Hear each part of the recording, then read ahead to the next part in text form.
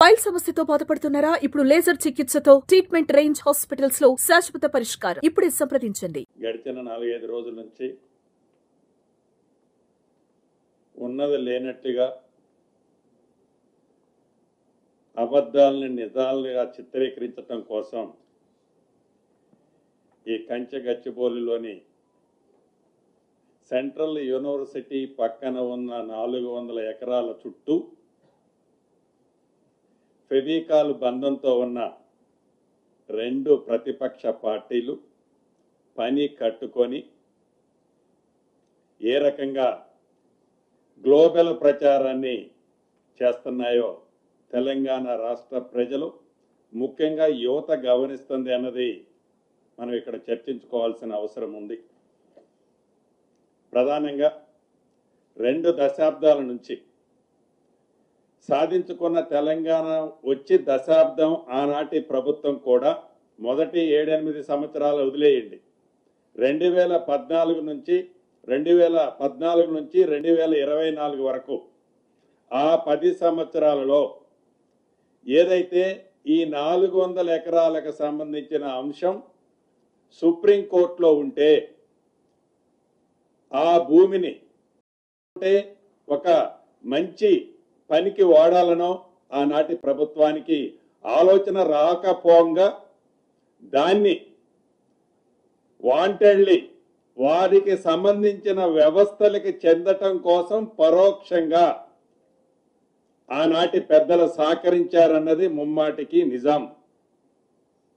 అంతేకాదు ఏదైతే ఇందాక చెప్పిన ఫెవికాల్ బంధంతో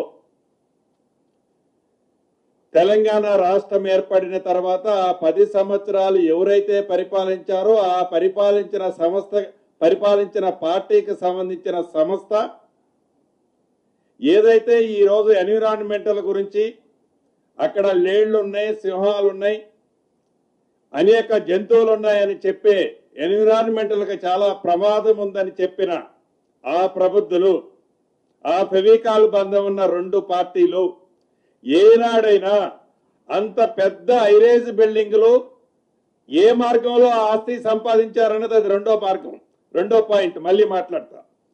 అంత ఐరేజ్ బిల్డింగులు వారి టైంలో పర్మిషన్ ఇస్తే అక్కడ ఎన్విరాన్మెంటల్కి ప్రమాదం జరుగుతుంది అన్నది ఆనాడు పర్మిషన్ ఇచ్చేటప్పుడు కొంచెమైనా వారికి ఆలోచన వచ్చిందా? ఈరోజు ట్విట్టర్ కింగ్ లాగా అద్భుతాలు సృష్టిస్తున్నామని చెప్పి ఎన్విరాన్మెంటల్కి ప్రమాదం జరుగుతుందని ఇందాక మిత్రులు కొంతమంది పింక్ కలర్కి సంబంధించిన సోదరులు ఏదైతే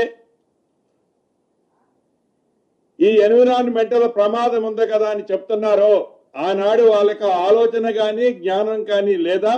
ఇప్పుడు కూడా ఈ వేదిక మీద నుంచి వారిని అడుగుతున్నాను. ఈ గడిచిన 4-5 రోజుల్లో కానీ వారం రోజుల్లో కానీ ఈ సెంట్రల్ యూనివర్సిటీ పరిధిలోని ప్రాంతంలో కానీ ఈ 400 ఎకరాల్లో కానీ ఏవైతే ఎనిమల్స్ ఏవైతే బర్డ్స్ చనిపోయాయని పురాతనమైన చిత్రాలు మీడియాలో చూపిస్తూ ఒక లేనిపోని అభూతుని కల్పన కల్పిస్తూ టోటల్ గా తెలంగాణ రాష్ట్ర ప్రజలనే కాకుండా దేశ ప్రజలనే వక్ర మార్గంలో తీసుకెళ్లాలని ఆనాటి ప్రభుత్వంలో ఉన్న పెద్దలు ఎంత నీచాతిమైన కార్యక్రమాన్ని చేపట్టారో చాలా స్పష్టంగా కనిపిస్తుంది. ఈ వేదిక నుంచి వారికి ఛాలెంజ్ ఇస్తున్నాను. ఏదైనా వారు చెప్పిన ఏ 2 అయినా అటు యానిమల్స్ కానీ ఇటు బర్డ్స్ కానీ సింగిల్ ఇన్సిడెంట్ జరిగిందో రుజువు చేయాలి. ఎందుకంటే గౌరవ ముఖ్యమంత్రి గారు, గౌరవ డిప్యూటీ సీఎం గారు, గౌరవ మంత్రులు అందరూ దీని మీద స్పెషల్ కమిటీ వేసి గడిచిన 3 రోజుల్లో వాళ్ళు ఏదైతే సోషల్ మీడియాలో చిత్ర విచిత్రాలు నడుపుతున్నారో కావాలని ఉద్దేశపూర్వకంగా తెలంగాణ పేదోడికి సంబంధించిన సొమ్ము ఈ 400 ఎకరాలు కొట్టేయటం ఆనాడు సాధ్యపడక ఈ ఇందిరమ్మ ప్రభుత్వంలో గౌరవ ముఖ్యమంత్రి రేవంత్ రెడ్డి గారు ఈ విజయాన్ని ఆనరబుల్ సుప్రీంకోర్టులో గెలిచి తీసుకొచ్చిన దాన్ని జీర్ణించుకోలేక వారు ఆనాడు కొట్టేయాలన్న ఆస్తిని ఇది పేదోడి ఆస్తిని పేదోడికి చెందటం కోసం తీసుకొచ్చారని దాన్ని డైజెషన్ చేసుకోలేక దీన్ని వక్ర మార్గంలో తిప్పుతూ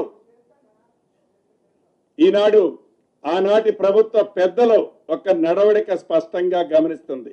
ఎస్, ఈ సెంట్రల్ యూనివర్సిటీ ఈ తెలంగాణ రాష్ట్రం ఆనాటి ఉమ్మడి ఆంధ్రప్రదేశ్ అనుకోండి, హైదరాబాద్ డెవలప్ కావాలని ఈ సెంట్రల్ యూనివర్సిటీ పెట్టాలని ఆలోచన ఎవరికి వచ్చింది?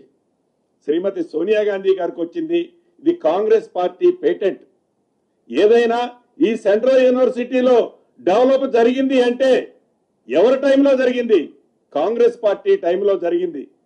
ఈనాడు కేంద్రంలో ఉన్న ప్రభుత్వం కానీ 10 సంవత్సరాలు తెలంగాణ రాష్ట్రంలో పరిపాలించిన ప్రభుత్వం కానీ ఈ సెంట్రల్ యూనివర్సిటీని ఇంతైనా డెవలప్ చేయాలనే ఆలోచన ఏనాడైనా వచ్చిందా? ఈ సెంట్రల్ యూనివర్సిటీలో చదువుకునే పిల్లల బాగోగుల గురించి ఆలోచించాలనే ఆలోచన వచ్చిందా?